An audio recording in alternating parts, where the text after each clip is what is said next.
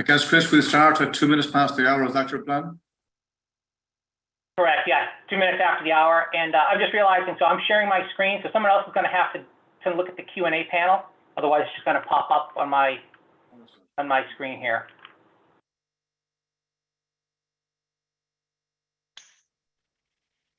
See if we have Durban calling there. And is my screen showing okay? Just as a last check? Yes. Okay, perfect. All right, yeah, we'll kick things off at 2 past the hour here. Right.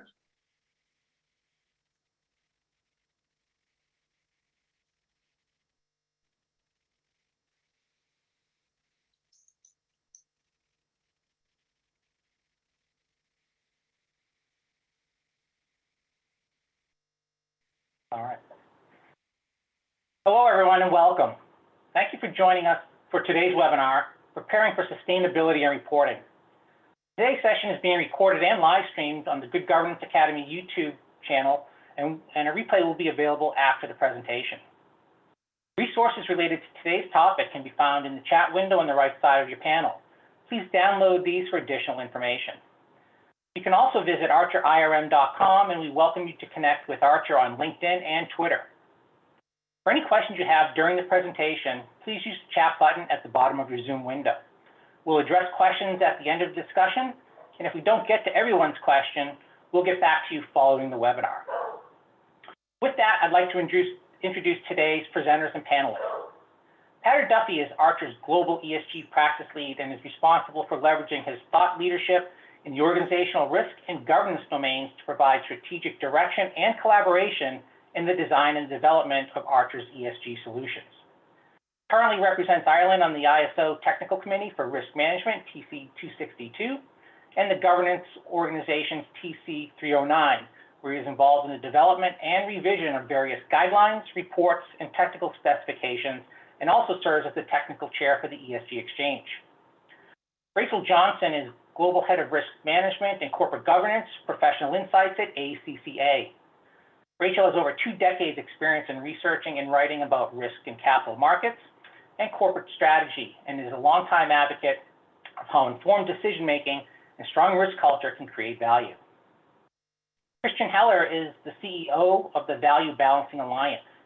The alliance consists of Deutsche Bank, BASF, Bosch, Lafarge Holcim, Mitsubishi Chemicals, Novartis, Porsche Volkswagen, SAP, and SK.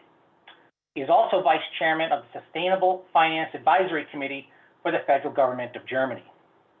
And Carolyn Chalmers has spent the last 20 years assisting leaders and leadership teams to understand and apply governance principles and generate value for their organizations. She has an extensive management and governance experience and has held various board committee, and executive roles for international, listed, private, and public organizations. Carolyn is co-editor of the ISO standards for the governance of organizations, ISO 37000, and co-convenor of Governance Maturity Workgroup, ISO 374. Carolyn is also well known for her success in designing and leading large, complex strategy implementations, and she attributes this success to the application of effective governance principles. So with that, I'll turn today's presentation over to Patrick Duffy to begin our discussion. Over to you, Patrick. Thank you, Chris. I'm delighted to be having this conversation with a really seriously expert group. And I'm going to spend about maybe 10 minutes or so just sharing some thoughts, and I'll ask people to forgive me because I'm going to be somewhat, I'll have to bifurcate. I have to split myself in two. I'm privileged to be one of the co-founders, along with Carolyn and others, of the ESG Exchange. And I'm chair of the technical committee there, and I perform that role in my own right. And then as the global ESG practice leader for Archer. And this is an Archer webinar, but you're not going to hear all that much about Archer. What you're going to hear about at the beginning is what we have done to make a contribution to the ESG Exchange in the form of 3 pieces of IP.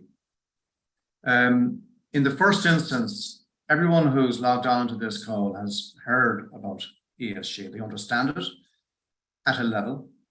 they understand and perhaps are very surprised with how it's exploded around the world in terms of awareness amongst ordinary citizens as well as corporates. It's been around for the last 20 years, but what's happened to cause it to be so prominent in people's minds since COVID-19? About a year ago, when Carolyn and I and other people began to notice the huge confusion in very, very large corporates, not just the small and medium-sized enterprises, but the very large corporates. They'd all heard about ESG. They know what's coming at them in the form of regulations and standards. But we realized very quickly from conversations we were having that essentially most organizations, 90-odd% of them, don't know how to do ESG. And that informs the idea of creating the ESG Exchange, that it would create how-to playbooks. And what informs that thinking and approach are three things that Archer has contributed to the ESG Exchange. Now, bear in mind, other organizations will equally contribute their IP over time to the ESG Exchange. At a very high level, in the first instance, the next slide, please, Chris. The first thing that we did was we said, look, whether you're in the US, Asia, or Europe, and within the different, let's say, regulatory contexts in which you operate, or maybe you're spread across those jurisdictions, the bottom line is that there are 5 big and basic things that all organizations must get right. They must gather data, and look at this, we created this ESG value stack. At the bottom of the stack, you'll see organizations are required to gather data so that they know where they are. The problem here is that we realize very quickly, most organizations don't know where it is. They don't have end-to-end visibility of the systems. They don't have end-to-end visibility of the people with the required data at their fingertips. That is the iceberg issue, the elephant challenge that organizations have today. But assuming that over time we can get to a point where we have verifiable data across all of the E, S, and G topics, the next requirement is to be able to determine what our transition pathways are, not just in the context of climate, but if we are 100% male and need to address our gender diversity, but other aspects of diversity as well. That's just not a hiring decision. That's a business transformation decision. What targets are you going to achieve? How are you going to achieve them? And what level of confidence do you have that you're going to achieve them? What level of confidence do you have that you understand the uncertainties? So the second requirement is to predict where you're going to be in the context of your business transformation challenges and objectives, understanding how they all link together. Then, of course, there's the challenge of emerging risks. And the concept introduced by TCFD, although it wasn't new, scenario analysis that we've been doing for multiple decades in the risk profession. But knowing where you are, having gathered the data, being able to determine where you're going to be with a high level of confidence through transition and transformation planning, but then being able to relate that to metadata that says, right, in the context of 10, 20, 30 years' time, what potentially are the scenarios at 1.5, 2, or higher? Temperature increases, what are going to be the impacts on water stress, on sea levels, on population movements, on supplier impacts, on customer preferences, and being able to relate that metadata to your business model. Because in the context of the business model, you will have understood where you are through level 1 on the ESG value stack. You'll have introduced some methods of estimating and calculating with a high degree of confidence where you're going to be, and then you can adjust and point your business model in a direction that reflects whatever scenario you think reflects the future that your business model can accommodate. And then corporate reporting. Corporate reporting today, technically speaking, is understanding the health of the business, but just through the financial lens. But that's not understanding the health of a business and its future prospects. We know today that the value of an organization, most value, is attributable to the intangibles, 80, 90%, and so forth. So understanding the 6 capitals as presented in the IR framework, and being able to tell the story of the business through not just the financial health, but people, natural environment, and so forth. And giving this complete picture of the health of the organization, its viability, its performance over the longer term. And then at the top of the value stack, being able to demonstrate that you've got a data-driven evidence basis on which to not so much predict, but estimate with confidence where you're going to be and demonstrate to customers, your employees, your partners, the regulators, that you're a viable proposition over the longer term. But that's relatively easy just now, what I described there, the ESG value stack. Those 5 big and basic things all align to the various regulatory, let's say, hooks that exist. They're common across all. It really is just organized common sense. But you need to do one more thing. Chris, next slide. You need to look at the ESG value stack through the lens of the board, because it, being the governors of the organization, having determined the direction that the organization is going to go in, having approved the strategies, it is asking the big and basic questions with regards to the ability of the organization to weather the storms, the perfect storms, because climate is one issue. The pace at which AI is displacing jobs is another issue. The impact that is having on society, on employees, and so forth. The CEO, his role in looking for opportunity in this perfect storm scenario, he's got a different range of questions he needs to ask. The chief financial officer, shortly, over time, we believe, his role will be described not so much in terms of the financial function. His role will go from CFO to CFO, the chief value officer, because if most of the value of the organization is reflected in intangibles and not financials, then he or she needs to be able to understand the entire infrastructure of the organization through the different capitals. Middle management in operations here, though that very mixed bag of contracts, operations, supply chain, and so forth. And finally, then relations, the stakeholder communications folk, who today are having to survive a tsunami of queries day in, day out from a different range and a different type of stakeholder that they didn't, certainly 3 and 4 years ago, they weren't getting these types of queries relating to impact on society and customer preferences, and indeed the millennials that they're recruiting now, declaring with their feet who they want to work for and or not. Now, when you look at the ESG value stack through the lens of the 5 different corporate personas, something very interesting happens. You get this interpolation. Next slide, Chris. You see immediately the dots that you have to join. When you identify the topics that are up for discussion, remember, the quality of the discussion informs the quality of decision-making. And the quality of decision-making and the judgments that you are making and steering the organization going forward, that ultimately is what influences viability over the longer term of the organization. So you end up getting this kind of ESG plan on a page at a very high level. But underneath each one of these points here, if you could imagine, for example, the 5 or 6 questions that the chair of the board in the top left-hand corner there, for example, is asking with regards to purpose, insofar as he's speaking to the long-term performance of the organization, or the questions he or she is asking under the connected report in reporting, and going further on down, the questions he's asking of the board, or the question he or she is asking of the chair of the audit committee, or the risk committee with regards to resiliency.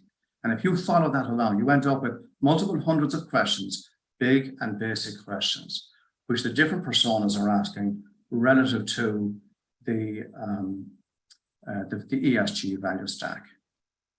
That exercise in internal discussions is the first step towards integrated thinking and the coordination that is required to get the sustainability dial to move. it really articulates and manifests the challenge of sustainability and ESG, which is to move the dial in the organization from one that is essentially focused on the short term towards financials to the longer term, where there's a better kind of balance across all of the things that matter to keep the organization going and thriving into the longer term. So that's my, as it were, contribution to setting the stage, the ESG value stack, the idea of looking at it through the 5 corporate personas, and then how this explodes into a whole series of points that reflect the decisions and the judgments that people have to make. So I'm just now going to ask Carolyn, maybe in the first instance, to maybe shine her light as CEO of the ESG Exchange, and how we hope in the Exchange to generate these how-to playbooks, because if there are these 200 or 300 questions behind these dots on the screen in front of you, the purpose of the ESG Exchange is to produce how-to playbooks that provide answers to all those questions. Carolyn? Thank you, Peter. Can you hear me all right? Good. I think one of the big topics that you touched on when you went to the 5 different corporate personas is, of course, each one of those 5 are time poor. They don't have the time to now, you've given them lots of points to think about here, and they're busy doing their business. And in fact, as society, we want them to do their business and to do good business.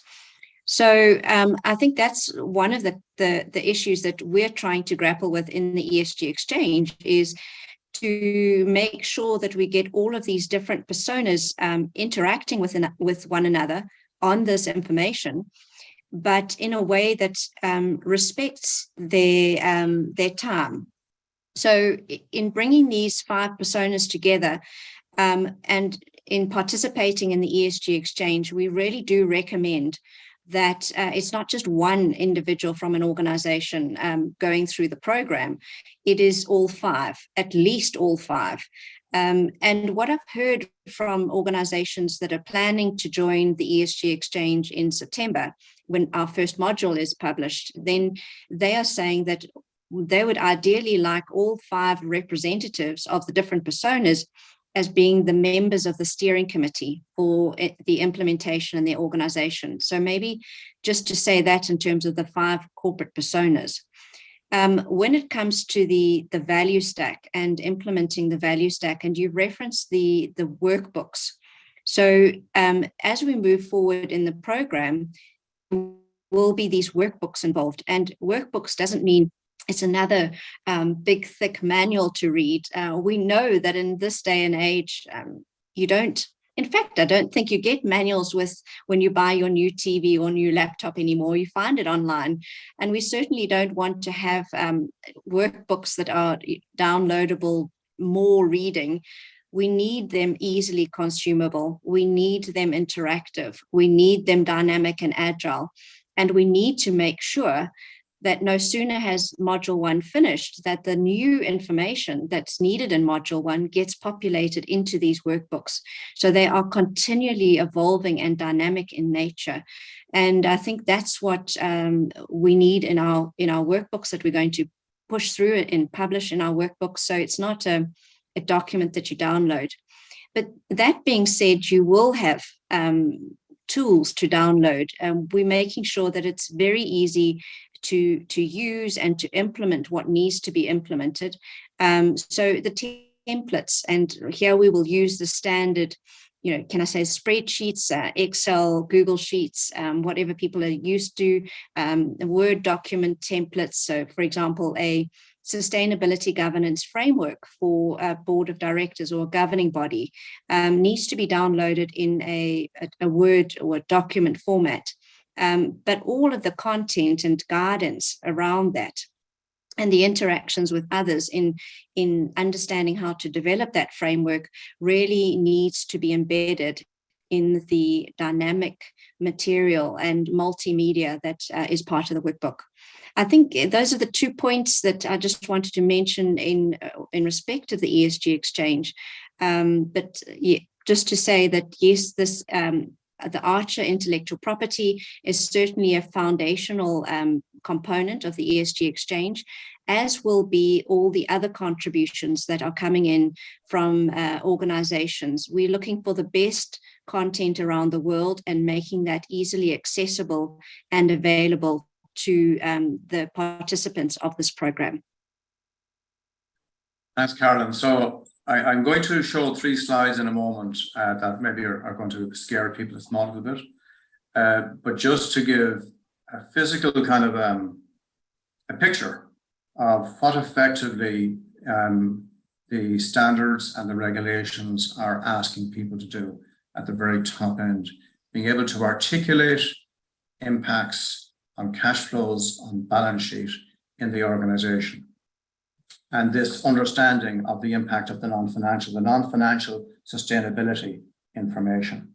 And I'm going to ask Rachel, because of the really significant role that you have in leading the CRO group within the ACCA. I think you've got 700,000 members. It's a huge organization, and you lead the CRO group within it. But Chris, I just want to very quickly give a snapshot of the language of ESG risk. Next slide, please. So when we're talking about the integration of financial and non-financial information, it requires that we've got to find a way of normalizing non-financial sustainability data with financial. All you need to understand is that this is just organized common sense. It might look strange, it might look very complex, but in fact, we in the risk profession, most of us on this call here, are using tools today that can generate this kind of information. We are very close. Next slide. When you have that kind of information, you're then able to talk in a more relevant way to the finance function. Talk in terms of the certainty with which we can estimate the maximum impacts on, for example, CapEx, and being able to run our calculations through Monte Carlo simulations. Monte Carlo simulations have been on for a long time. People in the financial sector, project management, big, complex infrastructure projects use it day in, day out. Next slide. Good news. So many people on this call here coming from the risk profession are using bow ties. This is an example of a bow tie, and it speaks to the risk event in the center. I think this one here speaks to, this is the cyber related bow tie. I thought the one we were going to show there was the risk event of failing to hit a net zero target. But fundamentally, being able to express the risk event through the drivers on the left, the controls we have in place, which is the second column on the left, the mitigations and all of that driving consequences. So Rachel, you are at the pointy end of all of this. You're working day in, day out with CROs. How does everything that we've shared just now so far resonate with you? Because it kind of looks very daunting, a bit like climbing Mount Everest without oxygen. Is it that bad? Or what are you hearing from the chief risk officers of large and small organizations? Yeah, thanks so much, Peter. Well, one thing that I thought about when both you and Carolyn were talking is SDG number 17 on collaboration. And I think the ESG Exchange is providing that or promoting that in various aspects. So to get to the question about CROs, and by the way, yes, we have over 700,000 members who are students and different types of memberships around the world. And we have all different types of members who are sitting on all the 3 lines, and our practitioners and consultants, academics, policymakers as well. So yes, through our member engagement, we see a lot of how people are challenged and trying to navigate their way through this fast changing world where the ESG is top of the agenda. So I think when I look at this, I think about what this in my CROs group, So ACCA members who are chief risk officers and therefore have accountancy backgrounds. You speak to them and they say there's lots of lessons learned over the last few years, but the biggest one is that disconnect you mentioned earlier about connecting the dots. And that's because risk and sustainability mean different things to different people, to different teams. It means that a lot of even the most mature enterprise risk management frameworks weren't as enterprise-wide or connected or visible across all the different operations and through within their value chains as they thought they were. And when they're all going on this, I hate to use the word journey, but when they do start to embark on what do we need to do, what are our KPIs, who should be owning this and driving this, I think that it's getting that buy-in.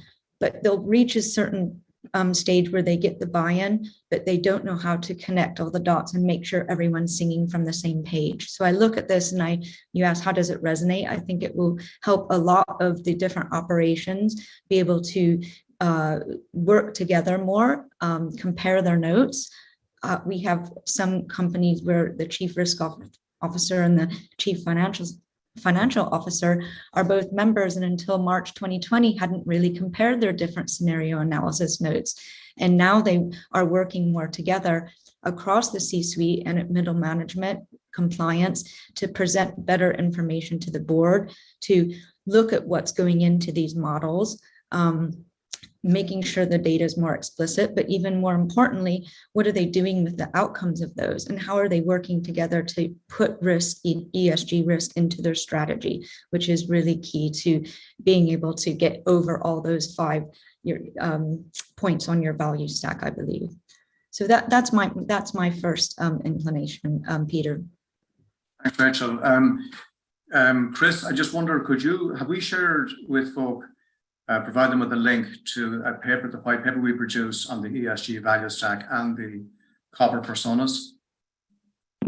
Yeah, we can put that into the chat window. So we'll put that link up there to take you to the website where you can download the value stack white paper. So I suggest people you would take that paper and read it, because it provides the language that explains the thinking behind the value stack and the 5 personas. But something else as well, we will in about the next 2 or 3 months be producing in a rich media format that kind of ESG plan on a page, all those dots with the hundreds of questions underneath, but then how they link into the standards and frameworks. Highly interactive and so forth. And we hope that what it will do is help people to understand the different conversations that need to be taking place across the organization. And when you know the conversations that should be taking place, you're able to facilitate and support and so forth. And then, of course, that will segue into the how-to playbooks. Christian, you're very much at the pointy end of all of this in the context of, value, describing value. What is value today in the context of ESG? Or maybe a fair question, same question as Rachel. How does this interpretation of the ESG challenge, the sustainability challenge, as you've heard here, how does that resonate with you in your role within the VBA? I think you made it clear at one point in time when you introduced intangibles. So what we need to recognize is that a transformation has not started. We are in a fundamental and radical transformation, which is across, in the end, all society, what we are in, including business. So we see, for example, that the limits of growth are now really hitting the ground when we're talking about biodiversity loss, when we're talking about climate change. We also see that new technologies, all these artificial intelligence is now influencing our work fundamentally. We see that we also have a fundamentally changing value system around the globe. Young generations having totally different consumption patterns across the globe. And we are hit in the end also by external shocks like the coronavirus and others. In the end, that means that we need to reconsider what is corporate success, because corporate success is not anymore just the assets we are used to and the financial figures we're used to. Here, intangibles come into play. The big question, what we are trying to solve these days, is how to define corporate success And if we have a new definition, which in the end moves from the shareholder value aspect to the stakeholder value aspect, or as the World Economic calls it, stakeholder capitalism, we need to understand how we measure this success. And here we have lots of frameworks, initiatives coming up, provided by regulators, standard setters, different initiatives. Just to put out a few words: materiality, double materiality, dynamic materiality, however you phrase this, it all goes beyond just our financial figures, and it takes into account totally different value perspectives. So what is the business model delivering on value to society? But how is this value reflecting and impacting in the end the enterprise value which we're used to? Next question is going to be, if we have this data available, how do we steer a company? As of today, no company really knows if I have conflicting targets like my financial figures and my net zero targets. How do I make a decision when we are conflicting? What is success? What is rewarded by the customer? What is rewarded by the financial market? What is rewarded by the regulators?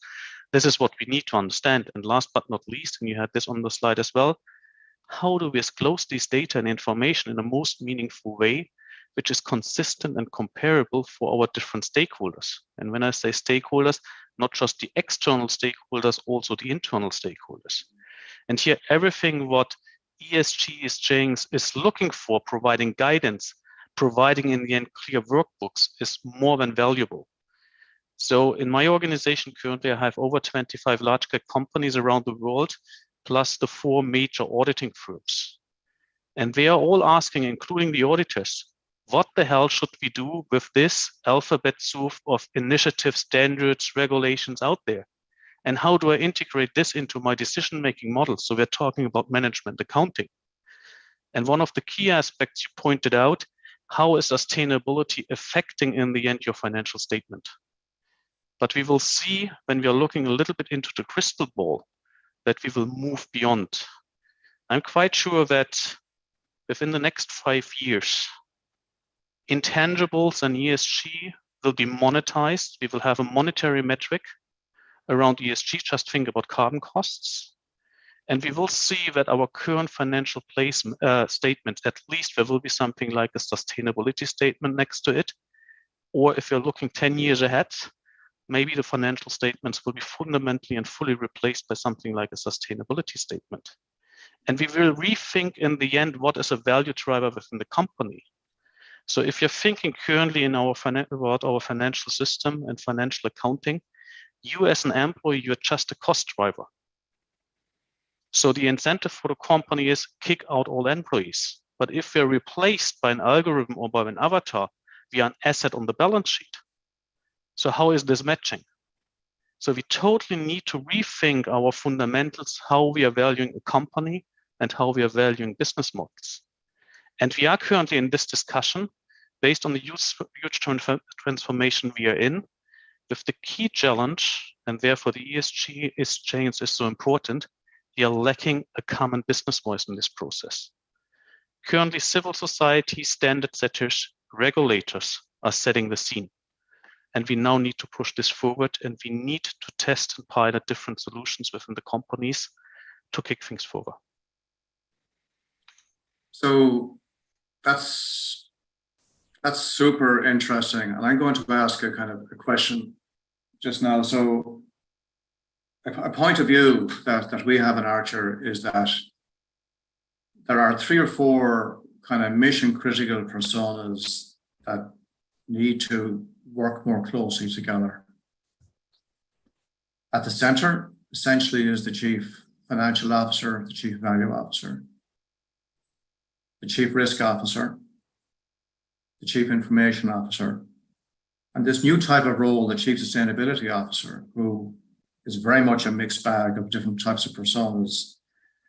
And from the perspective of being able to hold a relevant conversation and a coherent conversation about, let's say, the non-financial sustainability data and relating that to financial. We've got a point of view, I've got a point of view that, for example, the screen you're looking at just now is a very, very simple way of visualizing an event in the center that you don't know what to happen, understanding the drivers of it, the controls you can put in place, and understanding consequences. And it's a tool that is not a new invention. It's been around for some considerable time. But that, Chris, if you move on to the next slide, then I will just rest on the next slide and hopefully get questions from participants. But that can be used in the area of estimating the likelihood that you're going to achieve your interim targets, be it climate related or not, and equally interpreting and understanding the 1.5, 2 or more temperature increases going forward, and how those impacts can affect customers and suppliers and so forth. So I guess we're trying to say to people, this all sounds very complex, and if you're an organization that needs to probably report through ISB, the international baseline, the building block, but then equally so ESRS, they are entirely different. ESRS in its current format, the EDs in the exposure drafts, is incredibly complex. I was really interested to see the GRI response just some days ago, some fundamental observations there as co-constructors of ESRS. So I guess one of the messages we want to get out of, that I'd like to share with participants here from wearing a my Archer hat, is don't feel overwhelmed, right? Shortly, you'll be able to get, the questions that reflect the kind of conversations that are taking place or that should be taking place across the organization. You'll be able to see how we're going to begin to answer those questions that we framed in Archer, but the ESG Exchange, through working with the likes of Rachel's organization, Christian's organization, and all of the others. And by the way, all the regulators and standard setters have agreed to participate in the ESG Exchange. And we're going through the process just now of issuing letters of invitation and so forth. And you'll see those logos appearing as the documentation is signed off and so forth. But again, I guess I'm throwing a question out to Rachel and to Christian. Our attempt here is to, we really do need to demystify ESG. I see it as little more as just, this really is old risk management wine in a new bottle. The E, S, and G topics are not new. The E topics were always there. A lot of risk folk perhaps weren't very engaged in that area. There's new taxonomies and units of measurement and so forth. But when you read the stuff, it's just organized common sense. Mm-hmm. And if we can find simple, effective, practical ways to guide people to approaching things in a structured, coherent way, that ultimately is the mission of the ESG Exchange.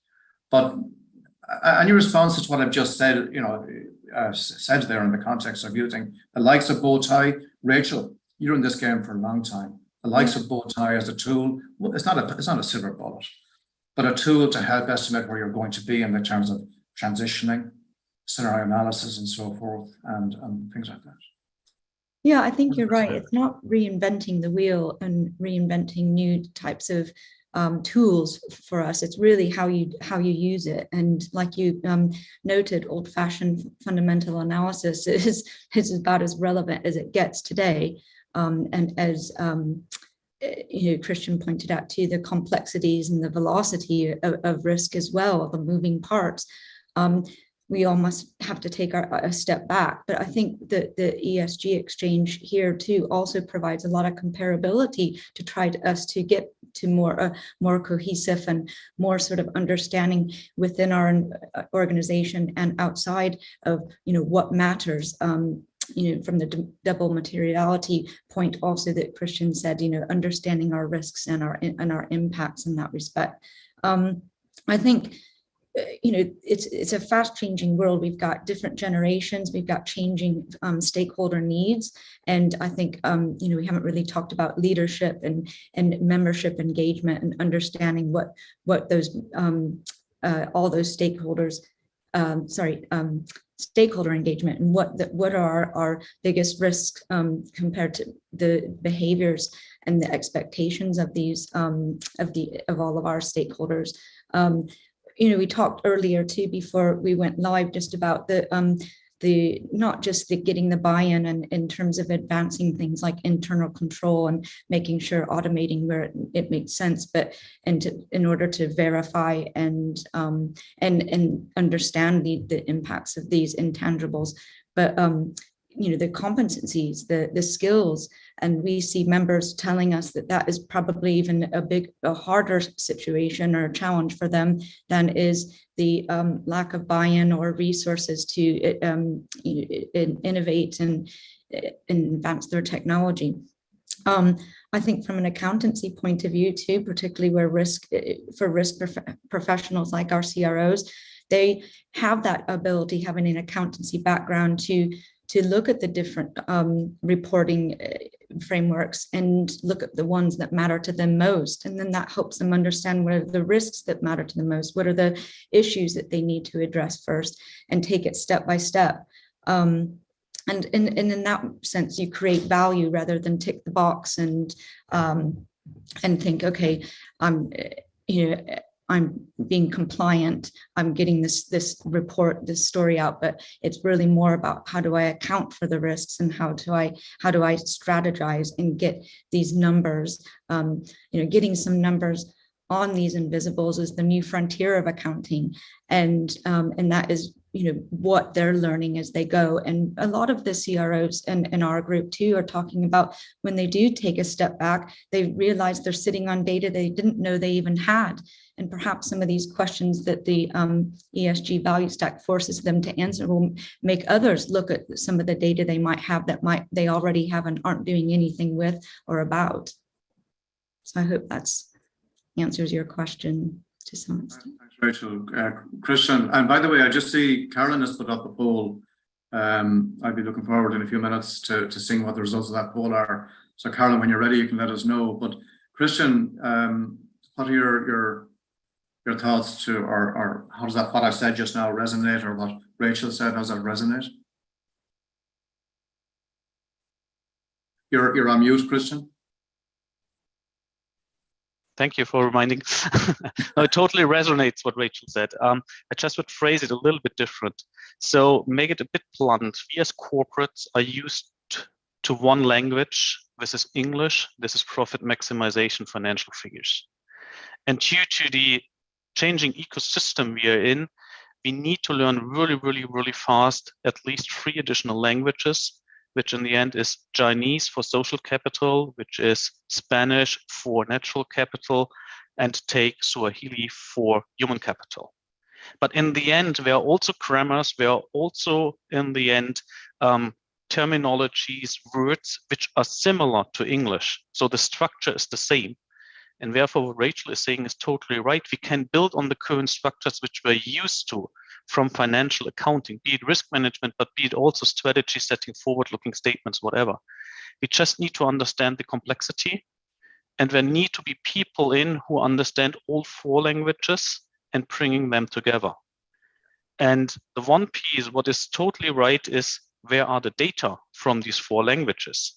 And I was running a project within my company, which is BASF, which was all about what is the overall footprint of the company across the complete value chain, taking social, human, natural, and economic indicators into account. And this was the first time where from the whole corporation, different people were coming together into one room and starting to understand what kind of data they have. And for sure, we need to get to a point where in the end, the financial accountants understanding all these data and bringing them together in one big tool to fully understand the complexity what we have. But in the end, we will drill this down and we need to have the tools in place. So therefore, never forget IT in this movement. And this is what will happen in the future. Okay, thanks, Christian. I'm just seeing a message here. Here we have the results of the poll. Actually, kind of intuitive, isn't it? Most are just gathering the information. And then we have, it seems, relatively even numbers on those that are at some stage of transition and transformation planning, scenario planning, corporate reporting, and then finally the data-driven evidence that you're responding to data and steering the business model in the right direction. Any feedback, any thoughts on just those numbers there, folks? Rachel and Christian. Carolyn, any comments from you? Peter, I think there are some interesting insights in the chat as well. But I think people are realizing that they're needing to start gathering additional data. Perhaps people are gathering data, but perhaps there's not an understanding of what specific data needs to be collected. So perhaps just for the few indicators that they are guided to collect data for today, but do we have the mechanisms in place to make sure that this is a repeatable process? Are we gathering data through spreadsheets, internet searches, and is that all sitting in spreadsheets, or is this actually a robust process that's repeatable for like we have with, for example, financial information? Do we have that kind of robust approach to data? So that's quite interesting for me. I know, Peter, you had an approach to data that was missing, and I think it's there on your value stack in terms of estimates and models. Perhaps if you can just provide a little bit of insights there in terms of data gathering and where you've got missing data. What do you do with that, or data that you don't trust from a risk perspective? Yeah, and I'm just looking at a comment there from Harabo Hari, not seeing any data enhancement in the ESG stack. And if I join that statement with your question there, Carolyn, so we haven't yet, I spent 2 days in the States, just came back early this morning, talking with seriously large organizations, and I mean, in top 10 globally. No one knows where the stuff is. No one has end-to-end visibility of the systems. They're beginning to map them. But then you realize that the systems where these data reside, that they were produced not to produce ESG data, that they don't render it in the format and the measurement types that are required in the standards. So in fact, what you have to do, you have to acknowledge that when you identify the systems where it resides, you've got to clarify the data, you've got to cleanse the data, you've got to structure it. And when you structure it, you now can transform it into decision useful information. You get to the point where everything is kind of normalized, right? So those words I uttered there a moment ago, maybe sound a bit kind of overwhelming and daunting for folk who are not in the data analytics space. But that's okay, so long as you know that those words I used are words that are well understood. There are people, there are processes, there are tools that can be used to do everything I've just described. It is not easy. But that is what, and the point here about data enhancement, data gathering in the first instance. And for example, I'm an old soldier, okay? I tend to really want to focus on the very practical things that need to be done to move that dial. If you don't know where the systems are, what do you do? Well, you crowdsource, because even organizations that have been in the CSR, corporate social responsibility space, and been disclosing to GRI and SASB, and perhaps even disclosing, doing their CDP reporting, right? Even those organizations, when we talk to them, we find that, in fact, they don't know where all of the data is. When you look at their data books and you delve into the data books and you follow the links, you'll see this is not adding up. They're missing information. And of course, now in the face of audit, that's just not acceptable. So what do?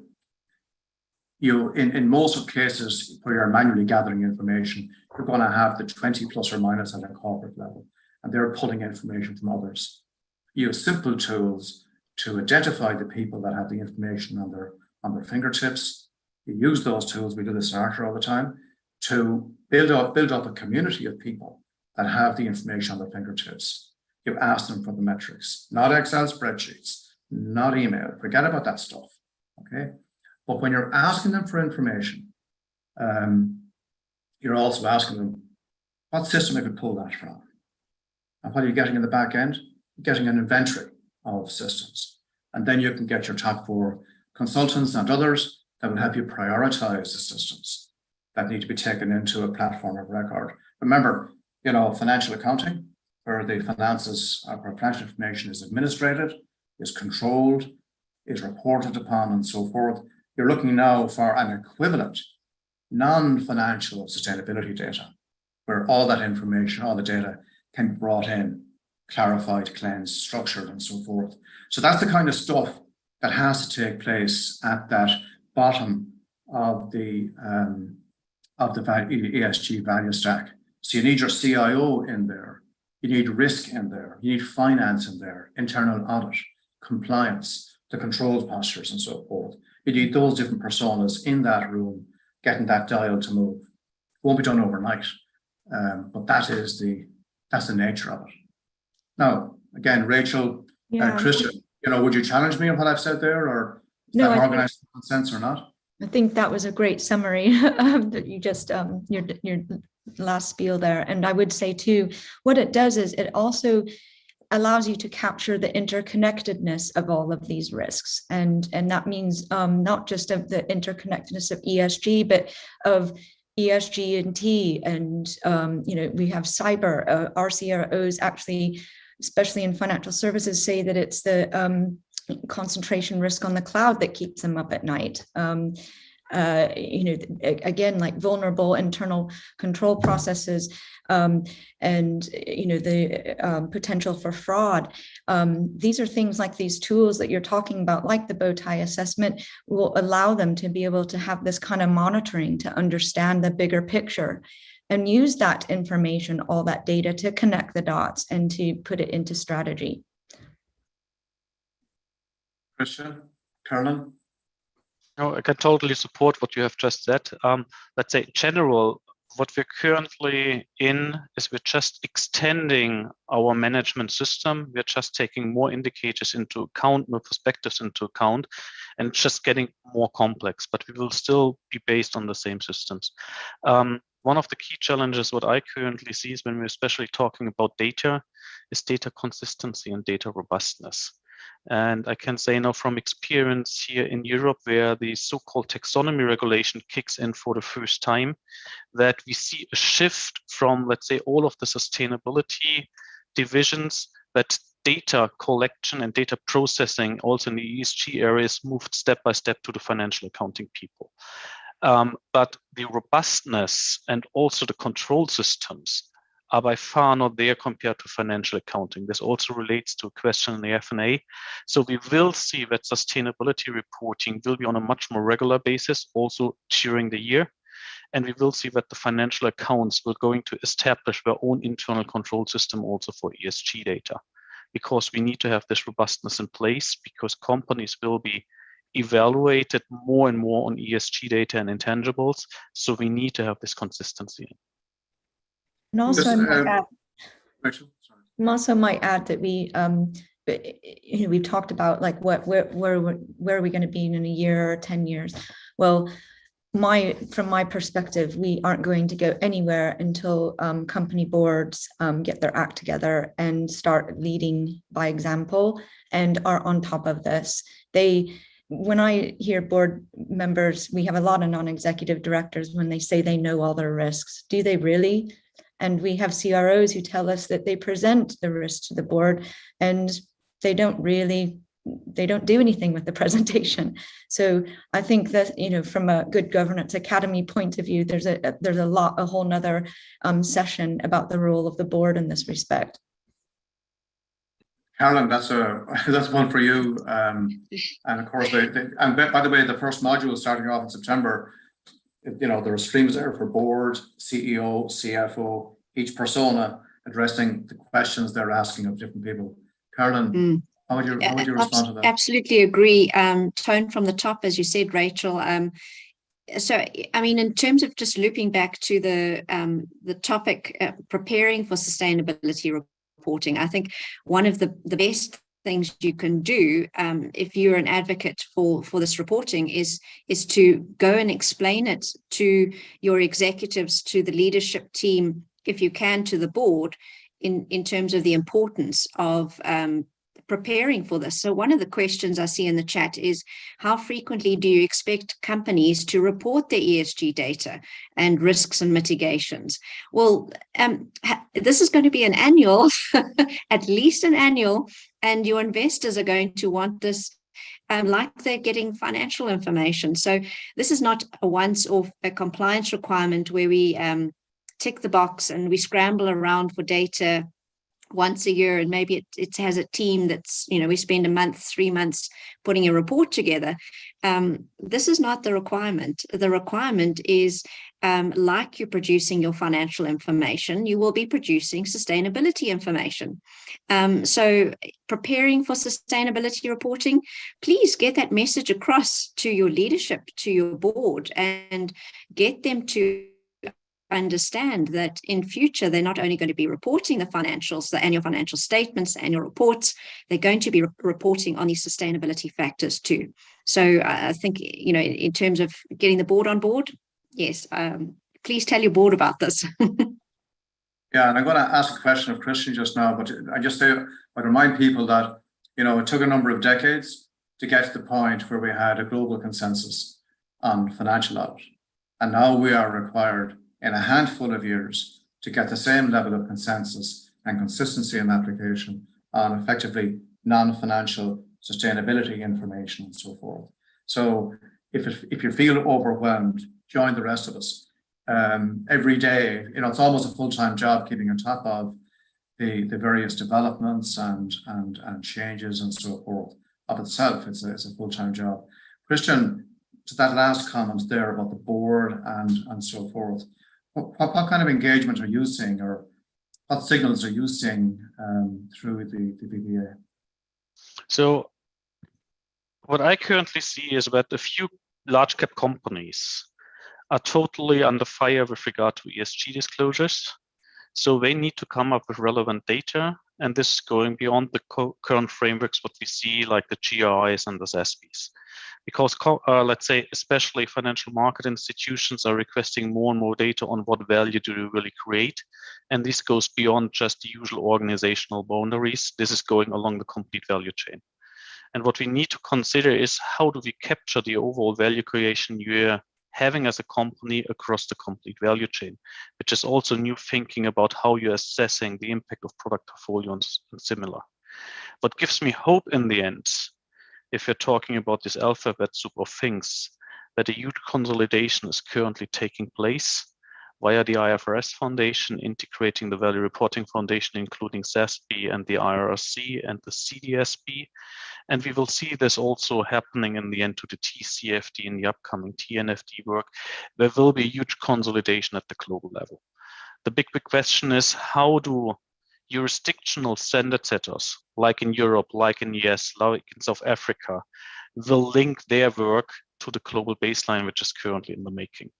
And what we need to avoid, and there is strong voice from business as requested, but also from the other players, that the global baseline provided by the IFRS Foundation will really be the cornerstone of everything. And when we have this building blocks approach, yes, for sure in South Africa, yes, Europe, you have different aspects to look at. Because when we're talking about intangibles, we're talking about more fluffy stuff. We're talking about cultural aspects, which we need to take into account. And this is different depending on the cultures we are living in. But we need to head for this global baseline. And there's hope. Give it 3 more years and then we are there. I'm conscious that we have 1 minute to go to close, but just for those on the call that are on the webinar coming from the risk profession, just think of the tools we've been using for multiple years now that are proven and accepted. Bowtie as a tool. But we've also been using tables to normalize health and safety, operational risk, and so forth to financial risks. When you extend that tool out to the different capitals, you find that the same tool can be applied. And when we think of the contribution that we have to make, we are effectively in a situation where, as a profession, or maybe we're more of a discipline than a profession, but we have an opportunity to pivot, to increase relevance, bring into bear those tools, which is why in Archer we've said, no room, no time for invention. It's a time for innovation.